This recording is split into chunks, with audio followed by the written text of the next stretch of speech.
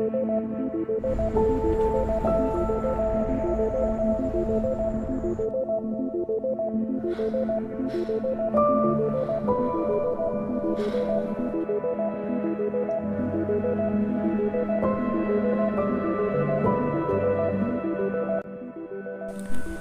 para pecinta film, selamat datang di One Day Film. Kali ini saya akan menceritakan sebuah film yang berjudul The Calm Beyond. Film ini akan mengisahkan tentang bencana tsunami yang terjadi di seluruh dunia. Tsunami ini berhasil menenggelamkan negara-negara besar di dunia, terutama di Indonesia. Bahkan, tsunami ini memiliki ketinggian yang setara dengan gedung perkotaan. Manusia yang selamat terpaksa harus bertahan hidup di atas atap gedung. Baiklah, untuk keseruan filmnya, langsung saja kita masuk ke alur cerita filmnya.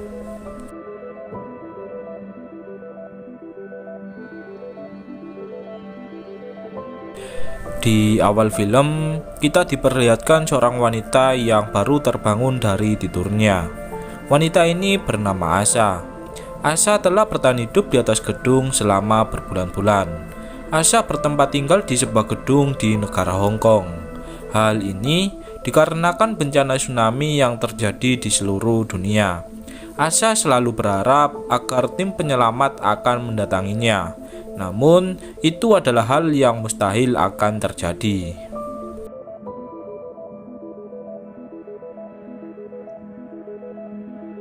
Seluruh daratan kini telah tenggelam oleh air tsunami. Bahkan, ketinggian air tersebut hampir setara dengan ketinggian gedung di perkotaan. Kembali ke Asha, di kondisi seperti ini, Asha hanya bisa mencari makanan dengan mengambil barang-barang yang mengapung di atas air.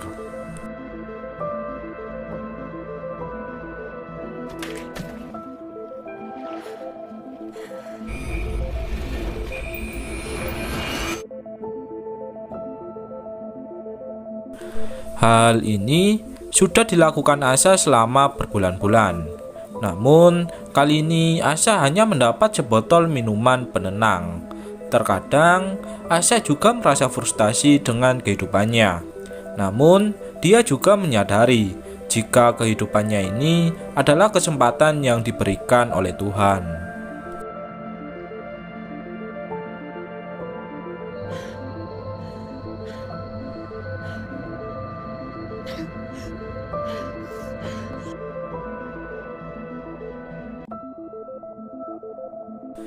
Suatu ketika, saat Asha sedang melihat-lihat ke gedung sebelah, Asha tiba-tiba diawasi oleh salah satu perompak yang sedang menjarah makanan ke gedung demi gedung.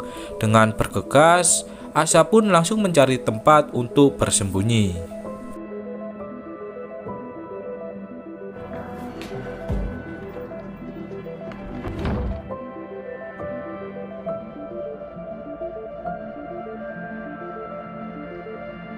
Di bawah gedung, beberapa perompak sudah tiba di gedung tempat dari Asha berada. Perompak tersebut terdiri dari beberapa orang yang kemudian berencana mencari Asha di ruangan demi ruangan. Karena tak menemukan jejak seseorang, bos perompak tersebut pun langsung mengajak anak buahnya untuk pergi dari sana.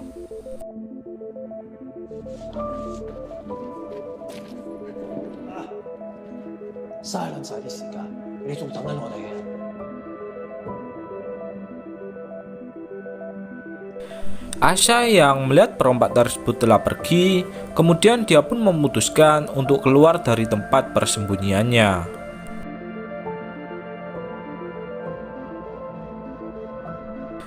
Saat pagi harinya, Asha masih melakukan kegiatan yang sama, yaitu mencari barang-barang yang mengapung di atas air. Saat Asha mengambil salah satu box, dia pun menemukan sebotol madu yang sangat berharga baginya. Asha pun merasa sangat senang dengan penemuannya tersebut.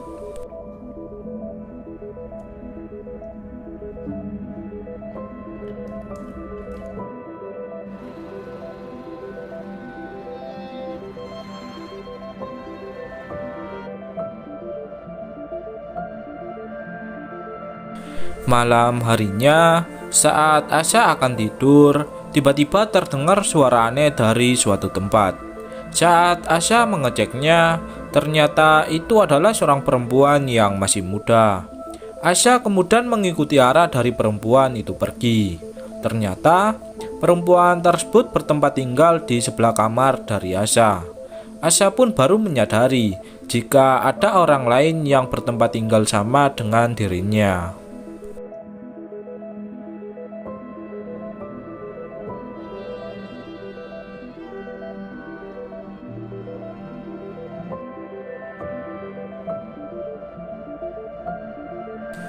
Pagi harinya, Asya memasak sebungkus mie instan untuk dijadikan sebagai sarapan pagi.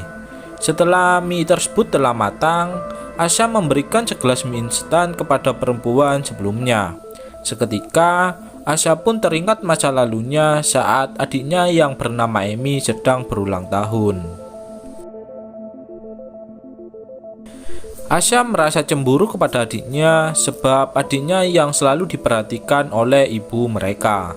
Berbeda halnya dengan Asya yang selalu dibiarkan mandiri. Kembali ke masa sekarang, kini Asya bersama perempuan sebelumnya pun menjadi akrab satu sama lain.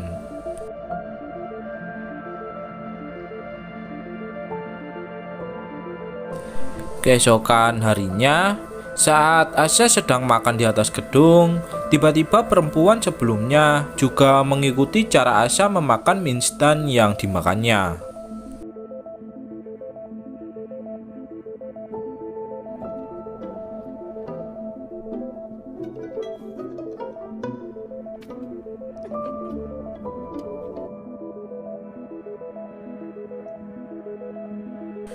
Kemudian, saat malam telah tiba, Asya pun memutuskan untuk beristirahat berdampingan dengan perempuan sebelumnya.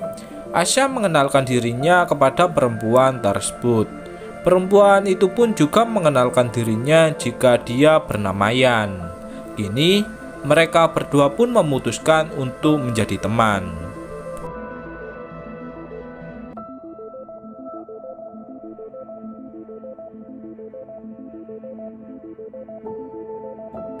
Saat pagi harinya, Asya menyadari satu hal jika kalung yang selalu dia pakai kini tak ada di lehernya. Asya kemudian berencana menuduh Yan sebagai pencurinya. Namun, dari suatu tempat, beberapa perompak itu pun sedang berkeliling di sekitar gedung tersebut.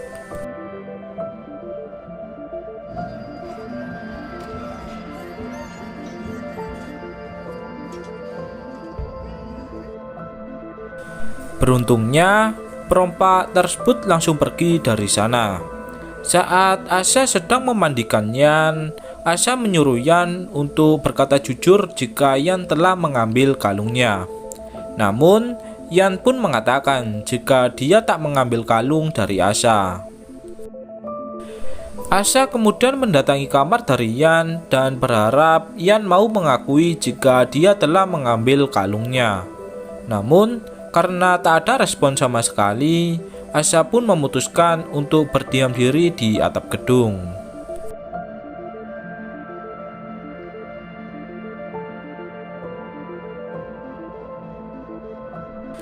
Kemudian, saat Asya tengah tidur, Asya dibangunkan oleh Yan karena Asya yang sedang bermimpi buruk.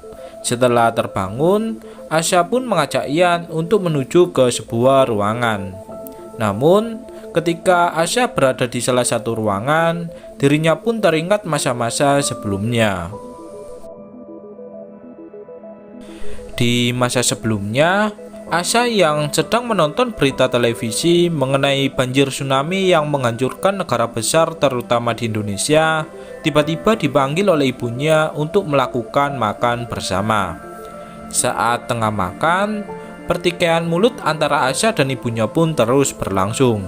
Hal ini pun membuat Asya memutuskan untuk pergi dari tempat tersebut.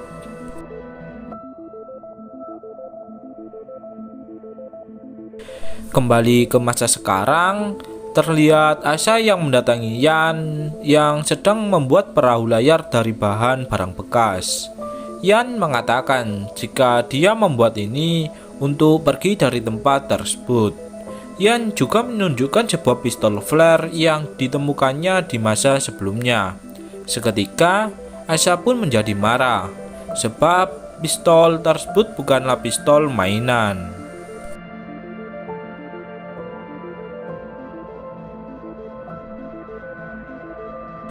Kemudian, saat Yan tengah tidur, Asha membangunkannya untuk meminta tolong kepada Yan agar membantunya memindahkan air hujan. Asha tak menyangka jika seluruh penampung air hujan berhasil terisi penuh dengan air hujan. Lalu, setelah memindahkan seluruh air, Yan mendatangi Asha yang sedang melihat foto dirinya bersama adiknya. Asha dengan raut wajah sedih mengatakan kepada Yan jika adiknya kini telah tiada. Kemudian saat Asha akan tidur, dirinya pun menemukan kalungnya di bawah bantal tidur. Ternyata selama ini dirinya lah yang lupa menaruh kalung tersebut.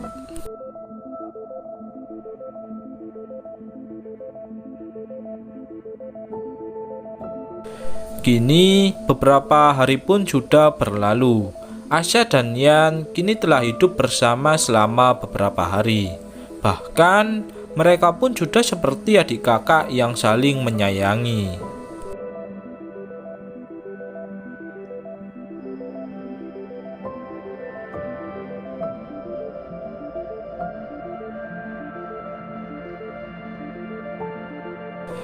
Keesokan harinya, mereka berdua pun memindahkan beberapa barang ke sebuah perahu layar yang mereka buat. Namun, saat Asha sedang memantau di beberapa tempat, dirinya pun akhirnya terlihat jelas oleh beberapa perompak sebelumnya.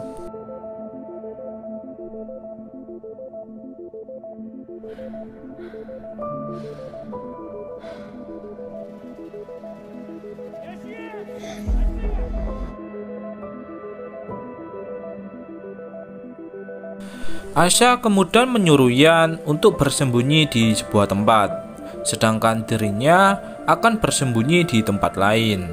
Sebelum pergi, Asha meyakinkan Yan jika semua akan baik-baik saja.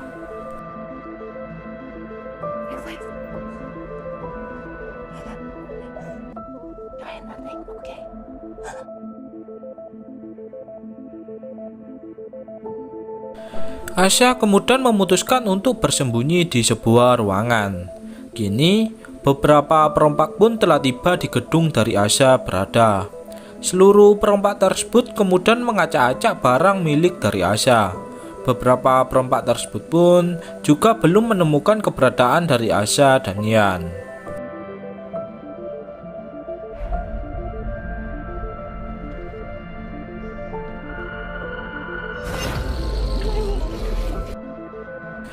Asha yang tengah bersembunyi seketika teringat kejadian saat awal mula tsunami tersebut terjadi, yang mana Asha bersama dengan adiknya Toemi yang sedang melakukan jalan-jalan tiba-tiba melihat aliran air yang begitu tinggi. Asha kemudian mengajak adiknya untuk menaiki sebuah gedung.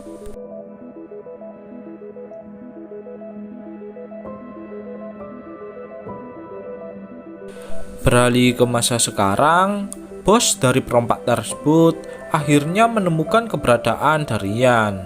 Seketika, Asha pun kembali teringat tentang adiknya Toemi yang dirinya tinggalkan ketika menaiki anak tangga di sebuah gedung.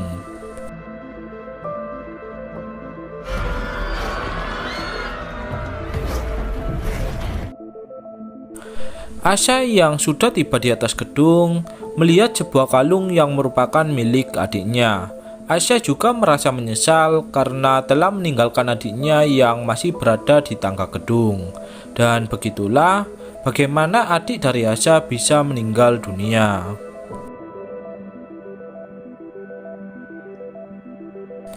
Asha yang tak ingin kehilangan seseorang lagi, kemudian dia pun menyerahkan dirinya kepada perompak. Perompak itu pun kemudian berencana membawa Asha bersama Yan untuk menaiki sebuah kapal. mereka berdua akan dijadikan sandera oleh para perompak. Namun, Asya kemudian berusaha melawan salah satu perompak yang tengah membawanya. Asya kemudian membunuh perompak tersebut dengan sebuah pistol flare milik dari Yan.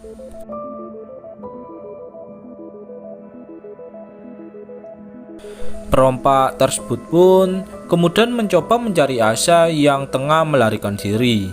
Namun, Asya dengan kemampuan bertahan hidupnya langsung membunuh perompak tersebut satu persatu.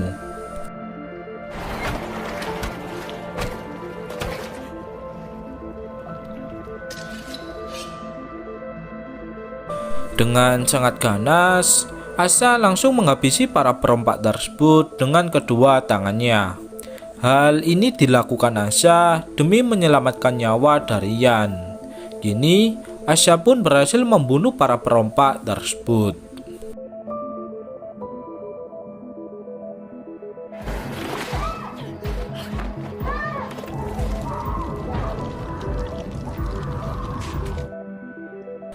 Ketika Asya bertemu dengan bos perompak tersebut, dia pun langsung mengajar bos perompak tersebut hingga dia tewas.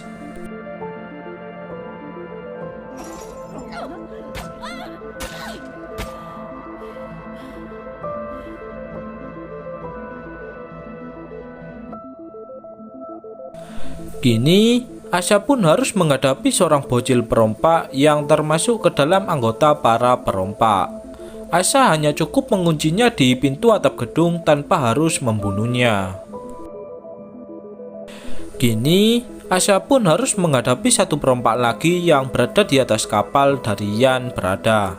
Yan kemudian langsung mendorong perompak tersebut ke dalam air. Seketika, perompak tersebut pun langsung dimakan oleh salah satu hewan laut. Kini, Asya bersama Yan bisa berkumpul kembali seperti halnya hari-hari sebelumnya. Asya kemudian mengajak Yan untuk pergi dari tempat tersebut. Asya berencana mencari tempat perlindungan di sebuah tempat. Beruntungnya lagi, kapal tersebut berisi banyak sekali makanan yang cukup untuk beberapa bulan mendatang. Di akhir film, terlihat keadaan kota yang telah tenggelam oleh air laut. Dan kemudian, film pun berakhir.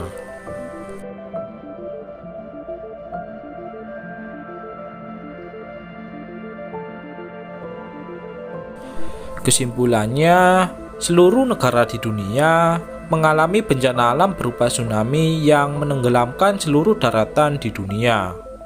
Beberapa orang yang selamat terpaksa harus bertahan hidup di atas atap gedung. Hal ini dikarenakan genangan air yang tingginya hampir setara dengan ketinggian gedung. Tim penyelamat tak akan pernah datang sebab bencana ini telah menenggelamkan seluruh daratan yang kemungkinan besar seluruh orang di dunia telah tewas. Oleh sebab itulah, mengapa Asya tak pernah didatangi oleh tim penyelamat. Mungkin itulah kesimpulan dari film kali ini.